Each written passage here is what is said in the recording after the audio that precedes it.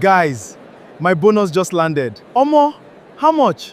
What if I told you you could earn millions, look successful, drive an expensive car, and still be getting poorer?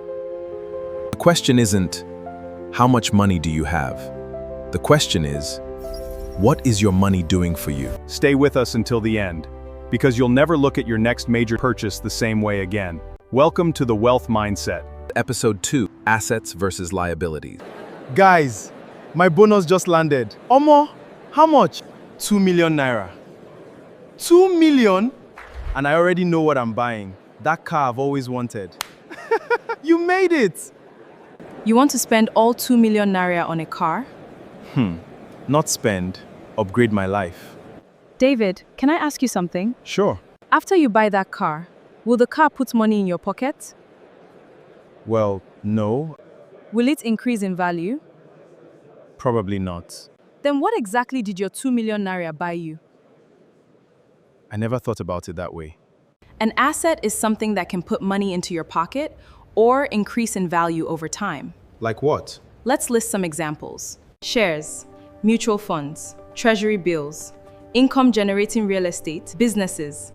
These can generate income, appreciate in value, or both. Okay, and liabilities? Liabilities, things that take money out of your pocket or create ongoing financial obligations. Like loans? Exactly. Consumer debt, car loans, luxury purchases on credit. So owning something expensive doesn't automatically mean I'm building wealth? Exactly. The problem isn't owning nice things. The problem is sacrificing future to finance them.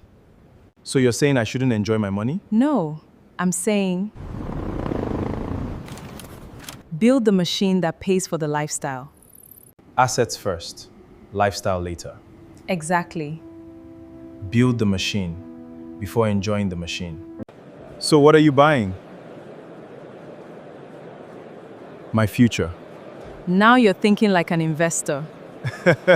Wealth isn't simply about how much money you earn. It's about what you do with what you earn. The average person often buys liabilities first.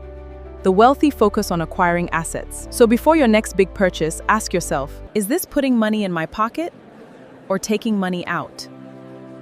Your answer could change your financial future. But our journey doesn't end here. What if your income didn't depend entirely on the hours you work? What if your money could begin working alongside you? That's where we're going next.